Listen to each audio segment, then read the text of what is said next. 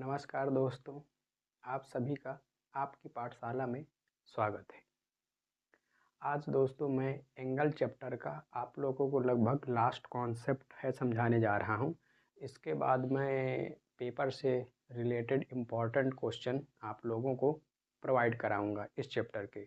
आपको थोड़ा मुझ पर विश्वास रखना पड़ेगा। मैं लगभग सारे चैप्टर के आपको कॉन्सेप्ट और इम्पॉर्टेंट क्वेश्चन इस साल करवा दूँगा।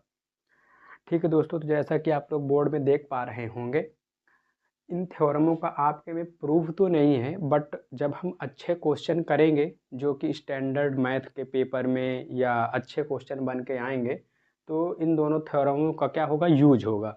ठीक है दोस्तों, तो मैं जो है आज आपको एंगल बाइसेक्टर और कन्वर्स ऑफ एंगल बाइसेक्टर और एक एरिया की और एक पेरीमीटर की मैं आपको जो है इस वीडियो में कवर करने वाला हूँ, थ्योरम 4 जो है। तो चलिए ठीक है, देखते हैं। पहले हम सबसे पहले एंगल बाइसेक्टर देखेंगे। मैं फिगर वगैरह और स्टेटमेंट वगैरह लिख के लाया हूँ, केवल आपको समझाऊंगा, एक्सप्लेन करूंगा मैं दोस्तों। मैं यहाँ पे प्रूविंग नहीं आपको बताऊंगा इसकी पूरी, बस समझाऊंगा कि आप समझ सकें क्वेश्चन करते टाइम आप कैसे जो है इनको अटेंड करेंगे। ठीक है, तो चलिए आप लोग देख लीजिए और इसको आप एक तरफ कॉपी के नोट कर लीजिएगा। तो मैं इसका स्टेटमेंट पढ़ता हूँ दोस्तों, एंगल बाइसेक्टर थ्योरम का। ठीक है, the internal bisector of an angle of a triangle divides the opposite side internally in the ratio of the sides containing the angle। Statement आप लोग वीडियो को पॉज करके अच्छे से पढ़ दीजिएगा दोस्तों। चलिए मैं आपको समझाता हूँ कि अपना स्टेटमेंट कहना क्या चाहता है। स्टेटमेंट कह रहा है कि the internal bisector of an angle a triangle divides the opposite side. आप कोई भी एंगल ले सकते हैं। आप फिगर में देख रहे होंगे, मैंने यहाँ पहले से फिगर बना रखा है और मैंने यहाँ पे एंगल ए ले रखा है। एंगल ए को आप देख रहे होंगे, एक लाइन है जो क्या कर रही है, बाइसेक्ट कर रहा है। क्योंकि यहाँ किसके, the internally bisect of an angle, एक एंगल बाइसेक्ट हो रहा है ट्रायंगल का, और जो बाइसेक्ट हो रहा है तो डिवाइड्स द अपोजिट साइड, जो उस एंगल के अपोजिट साइड है। अब एंगल ए के अपोजिट साइड कौन सी है, बीसी साइड है। तो बीसी साइड को भी क्या कर रहा है, डिवाइड कर रहा है इंटरनली, मतलब अंदर से, इन the ratio of the sides containing the angle. ठीक है, मतलब रेशियो के उसमें क्या कर रहा है, ये डिवाइड कर रहा है। मतलब देखिए जैसे बी है यहाँ पे चलिए, जैसे मैं अगर एक पॉइंट क्या मान लूँ, ई मान लेता हूँ दोस्तों। ठीक है, ई मान लिया मैंने। ठीक, अब ये ई को क्या कर रहा है, बाइसेक्ट कर रहा है। मतलब यहाँ पे बीसी को बाइसेक्ट कर रहा है आपकी ए ई लाइन। ठीक दोस्तों, ए ई लाइन आपकी जो है बीसी को बाइसेक्ट कर रही है। ठीक, तो एंगल ए का बाइसेक्टर कौन है, ए ई। एंगल ए का बाइसेक्टर कौन है, ए ई। ए ई लाइन किसको बाइसेक्ट कर रही है, रेशियो में बीसी को। बीसी को देखिए दो रेशियो में, बी ई अपॉन ई सी, ऐसे रेशियो में क्या कर रही है, डिवाइड कर रही है। आई होप अब आपको ये समझ में आया होगा। तो इसमें आपको याद क्या रखना है, ये सीखना क्या है, ये चलिए देखिए मैं आपको दिखाता हूँ। देखिए इसका गिवन पोर्शन मैं आपको पहले बताता हूँ। ये देखिए रफली वर्क है, बहुत आपको इसका प्रूविंग वगैरह नहीं आता है, केवल सीख लेना है। तो देखिए गिवन पोर्शन ये है इसमें कि एंगल ए को बाइसेक्ट कर रहा है। ठीक है, तो मैं यहाँ पे एंगल ए को देखिए नेमिंग दे देता हूँ, थोड़ा सा इजी हो जाएगा। इसको मैं 1 मान लेता हूँ, इसको मैं 2 मान लेता हूँ। तो ये आपका पूरा क्या है, एंगल ए है। तो एंगल ए क्या हो रहा है, angle A bisector, angle A bisects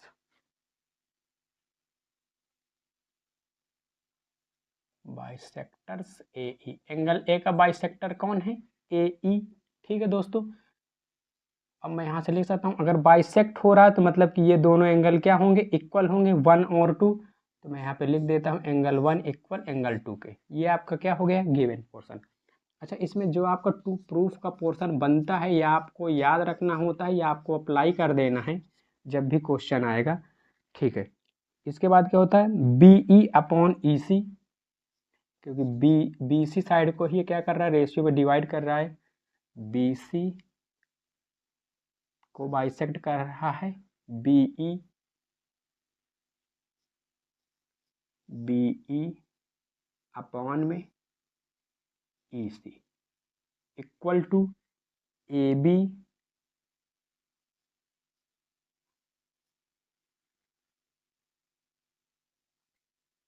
upon में ए सी।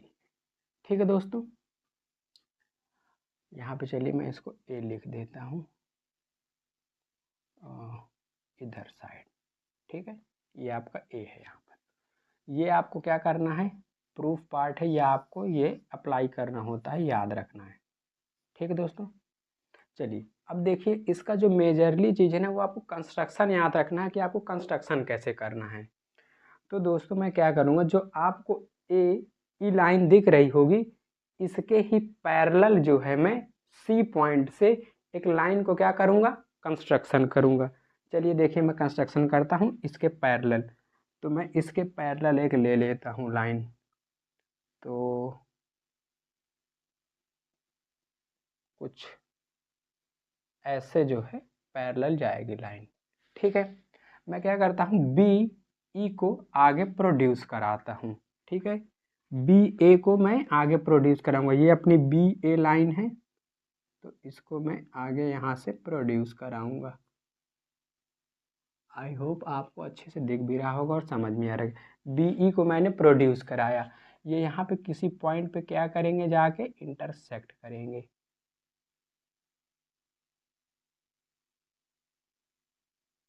ठीक दोस्तों, यहाँ पे डी पॉइंट पे क्या कर रहे हैं, इंटरसेक्ट कर रहे हैं। ये जो मैं ई से क्या किया हूँ, बी सी के एक पैरेलल लाइन लिया हूँ, मैं यहाँ पे लिखे देता हूँ शॉर्ट में, आप जिसे समझ सकें। कंस्ट्रक्शन मैंने क्या किया है, ए ई के पैरेलल मैंने सी डी लिया है। ठीक है, और डी को मैंने क्या किया है, या बी ए को मैंने क्या किया है, बी ए को प्रोड्यूस करवाया है, प्रोड्यूस टू डी। ठीक है, डी तक मैंने क्या किया है, इसको प्रोड्यूस करवाया है, B A produce to D. ठीक है, ये दोस्तों आपको कंस्ट्रक्शन बहुत अच्छे से याद रखना है। अब देखिए यहाँ पे एक एंगल बनेगा और यहाँ पे भी एक एंगल बनेगा, इसको मैं 3 नेम दे देता हूँ, इसको मैं 4 नेम दे देता हूँ। अब देखिए आपको समझना क्या है इसमें, समझना ये है आपको, यहाँ पे समझिएगा खाली जगह पे अपनी ए ई लाइन पैरेलल है किसके, सी डी के, ये हमने अभी कंस्ट्रक्शन किया। ठीक है दोस्तों, अगर ये पैरेलल है, हमने कंस्ट्रक्शन किया है, तो जो एंगल 2 होगा और एंगल 3, ये कैसे बनेंगे, अल्टरनेट एंगल बनेंगे। ध्यान दीजिएगा, आपकी ये लाइन अगर आप थोड़ा सा इसको और इमेजिन करें, अगर मैं ई को ऐसे बढ़ाऊं, तो ये दोनों लाइन क्या हो जाएंगी, पैरेलल हो जाएंगी। तो ई सी क्या हो जाएगी, आपकी ट्रांसवर्जन लाइन हो जाएगी।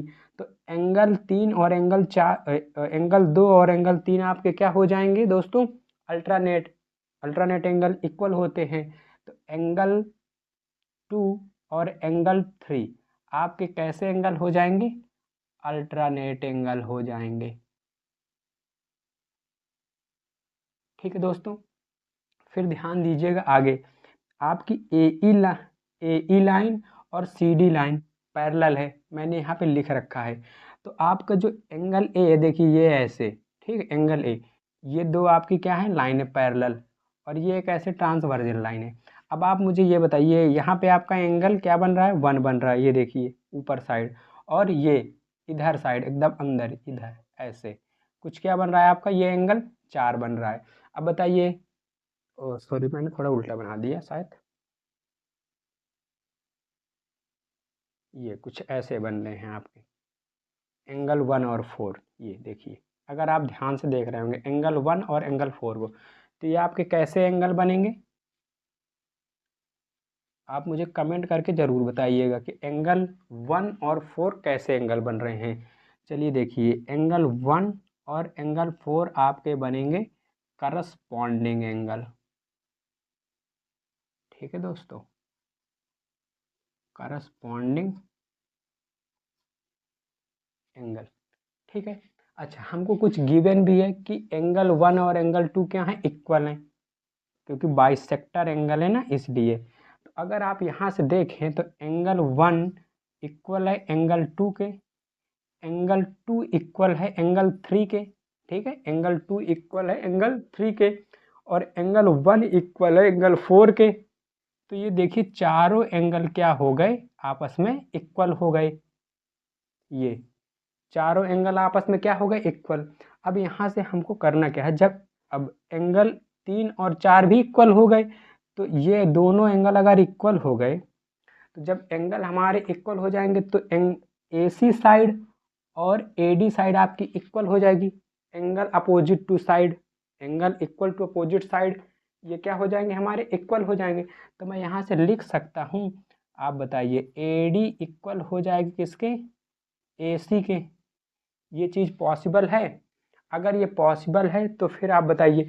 अब देखिए मेरी AE लाइन और CD लाइन पैरेलल है, ये मैंने कंस्ट्रक्शन किया है, ठीक है। तो by BPT theorem, by BPT theorem, by BPT theorem से मैं क्या लिख सकता हूँ, BE, क्योंकि पैरेलल है, मैं ये भी लिख देता हूँ AE आपकी क्या है, पैरेलल है CD के, इसलिए मैं बाई BPT थ्योरम से लिख रहा हूँ क्या, BE, आप लोग फिगर में देखते जाइएगा, BE अपॉन में EC इक्वल टू AB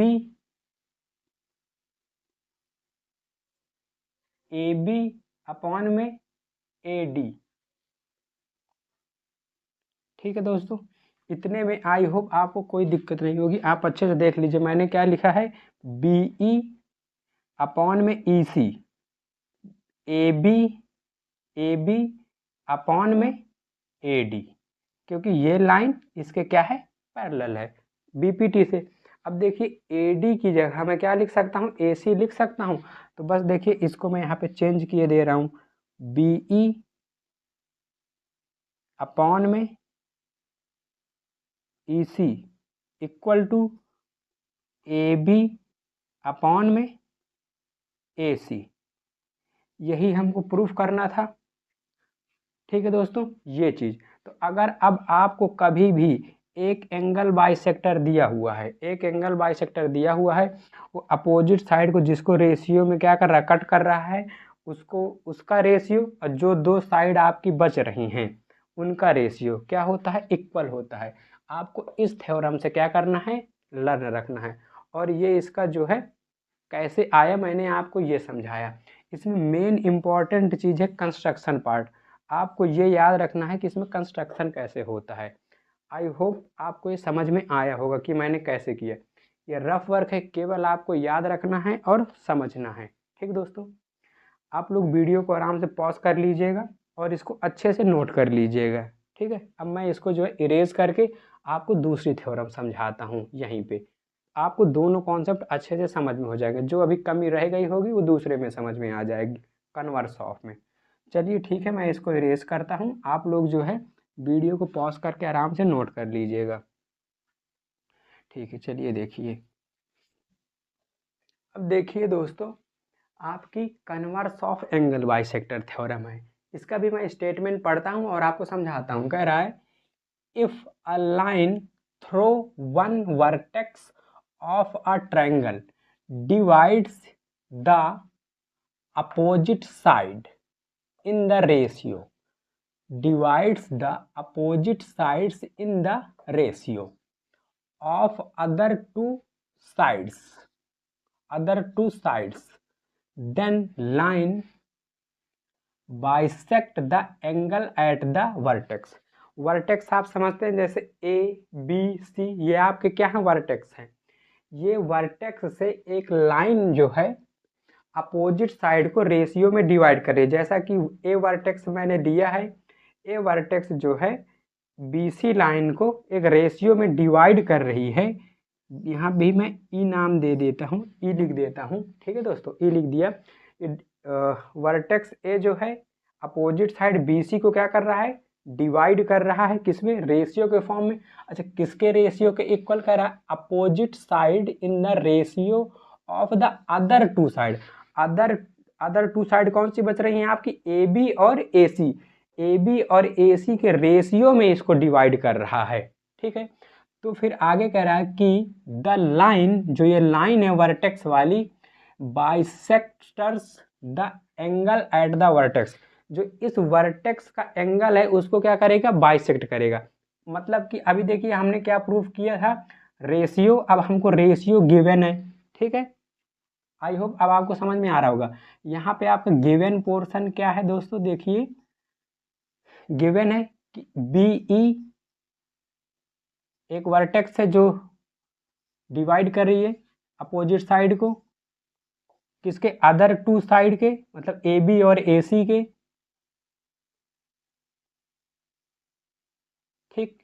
अच्छा, ये हमको गिवन है कि अपोजिट साइड को डिवाइड कर रहा है वर्टेक्स अदर टू साइड के। हमको प्रूफ क्या करना है कि bisectors the angle at the vertex, जो इस वर्टेक्स पे एंगल बन रहा है ये क्या हो रहा है, बाइसेक्ट हो रहा है। प्रूफ हमको क्या करना है, टू प्रूफ पार्ट है हमारा कि एंगल है, इसको चलिए मैं नेम दे देता हूँ 1 और 2। मतलब हमको ये प्रूफ करना है कि एंगल 1 इक्वल है एंगल 2 के। ये हमें प्रूफ करना है कि ये लाइन इसको क्या कर रही है, बाइसेक्ट कर रही है एंगल ए को और 1 और 2 में, ठीक है। चलिए अब आप इसका कंस्ट्रक्शन पार्ट ध्यान से देखिएगा और समझिएगा। हमें करना क्या है, बी ए को, इसको बी ए को प्रोड्यूस करना है ए सी के इक्वल। ए सी के इक्वल हमको बी ए को प्रोड्यूस करना है। तो चलिए देखिए प्रोड्यूस करते हैं। ये कंस्ट्रक्शन पार्ट है, मैंने प्रोड्यूस कर दिया। अब मैं क्या करता हूँ, ई को मीट करा देता हूँ, सी को मैं मीट करा देता हूँ। चलिए दोस्तों मैं मीट कराता हूँ, ठीक है। ये यहाँ पे डी पॉइंट है जहाँ पे क्या कर रहे हैं, मीट कर रहे हैं। अच्छा, अपनी इसकी लेंथ और इसकी लेंथ क्या है, इक्वल है। इसको लिख लेते हैं यहाँ पे कंस्ट्रक्शन पार्ट को। कंस्ट्रक्शन पार्ट में मैंने क्या किया, बी ए प्रोड्यूस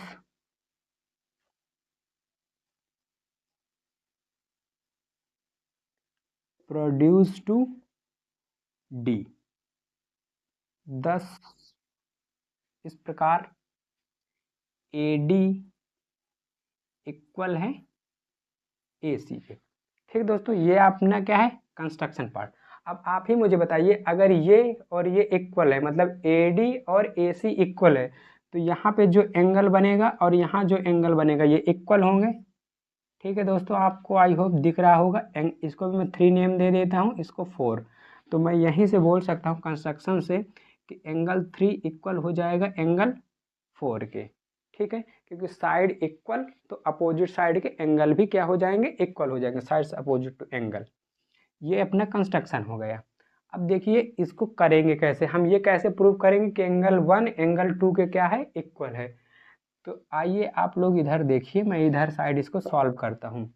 आप इधर देखिएगा हमने किया क्या अभी कंस्ट्रक्शन में कि ए डी ए सी के क्या है, इक्वल है। और कंस्ट्रक्शन से ही एंगल 3 एंगल 4 के इक्वल हो गया। अब जो हमको गिवन पार्ट है हम उसको उठाते हैं। तो आप लोग यहाँ पे देखिएगा, मैं लिख रहा हूँ जो गिवन पार्ट है, ठीक है। जो गिवन पार्ट है उसको मैं लिखता हूँ कि बी ई इक्वल है ई सी के, बी ई अपॉन ई सी, ठीक है दोस्तों। इक्वल नहीं है, रेशियो में है। ए बी अपॉन में ए सी, ठीक दोस्तों। अब देखिएगा बी ई अपॉन में E C equal to A B upon में, देखिए दोस्तों ए सी की जगह मैं ये लिख सकता हूँ ए डी। यहाँ से अभी जो मैंने कंस्ट्रक्शन किया है तो मैंने यहाँ पे लिख दिया ए डी। अब चलिए देखिए फिगर में आप लोग देखिए बी ई अपॉन में ई सी ये लिखा हुआ है इधर। फिर इसके आगे क्या लिखा है, ए बी अपॉन में ए डी, ठीक है दोस्तों। ए बी अपॉन में ए डी ये लिखा हुआ है। देखिए ए बी अपॉन में A D, A B E upon में ई सी। तो क्या यहाँ पे कन्वर्स ऑफ बीपीटी लग जाएगी? आप लोग मुझे कमेंट करके बताइए ज़रूर। कन्वर्स ऑफ बीपीटी थ्योरम, क्योंकि ये अब ए बी अपॉन में ए डी और बी ई अपॉन में ई सी, तो अपनी A E line C D line के पैरेलल हो जाएगी। A E line parallel to C D. अब अगर ये पैरेलल हो गई तो क्या एंगल 3 और एंगल 2 इक्वल हो जाएंगे अल्टरनेट एंगल से? एंगल 3 एंगल 2 ए अल्टरनेट एंगल, ठीक दोस्तों, अल्टरनेट एंगल हो जाएंगे। एंगल 1 एंगल 4 अपने करस्पॉन्डिंग एंगल हो जाएंगे दोस्तों। एंगल 1 एंगल 4 कैसे हो जाएंगे? Corresponding angle.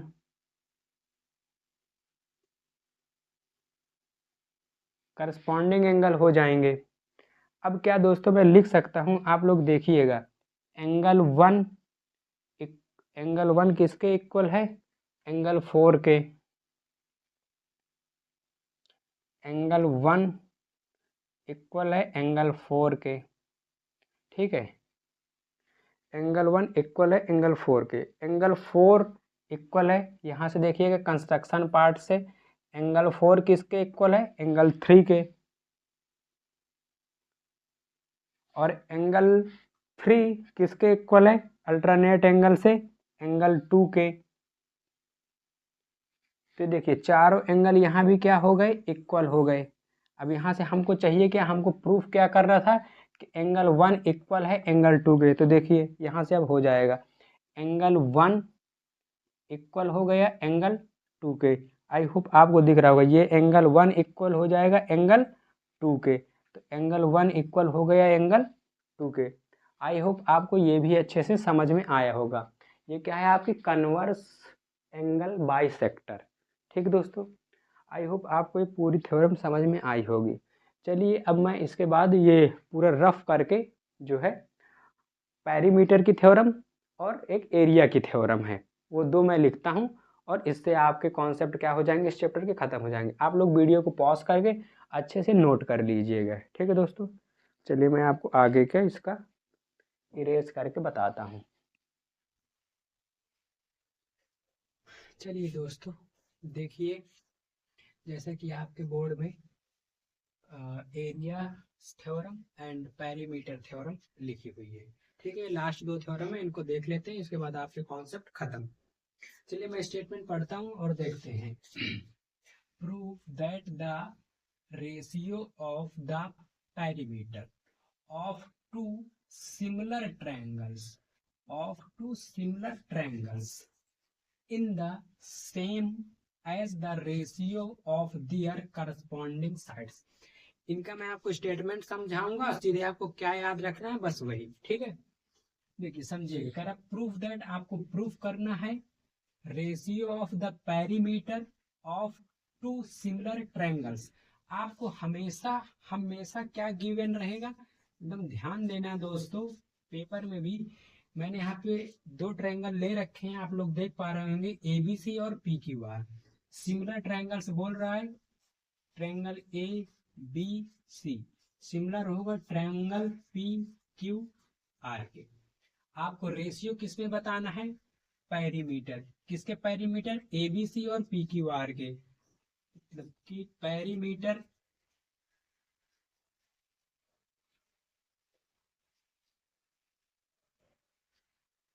Of triangle ABC upon में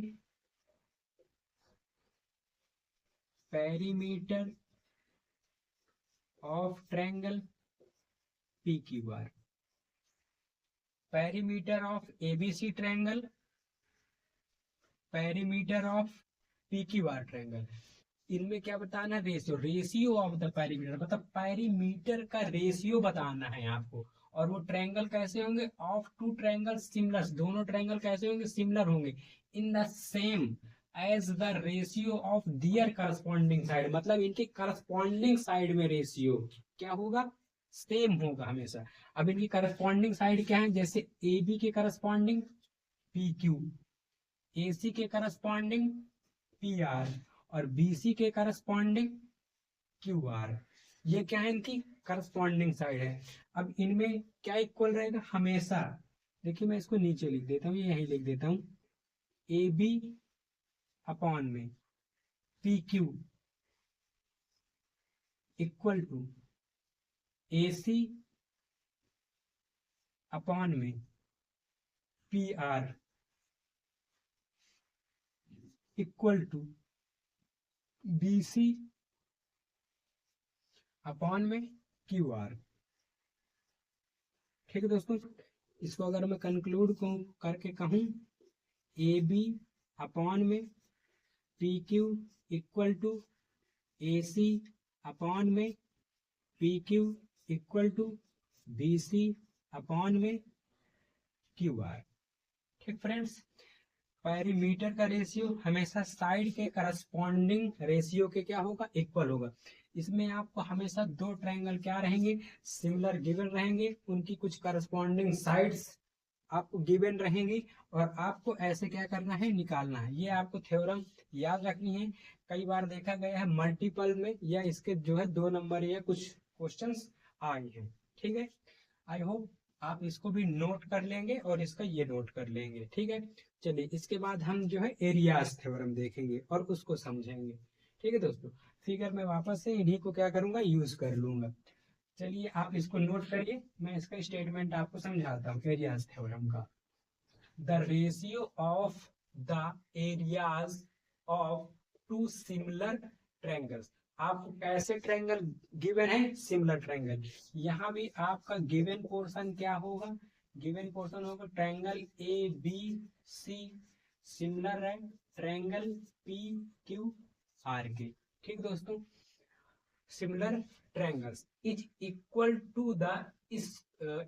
to the ratio of the square of their corresponding side. यहाँ पे करस्पॉन्डिंग साइड का क्या हो जाता है, स्क्वायर हो जाता है, और ये रेशियो किसका है, एरिया का। दो सिमिलर ट्रायंगल के एरिया का रेशियो करस्पॉन्डिंग साइड के स्क्वायर के रेशियो के बराबर होता है। मतलब करस्पॉन्डिंग साइड का आपको स्क्वायर करना है, फिर उनका रेशियो लेना है।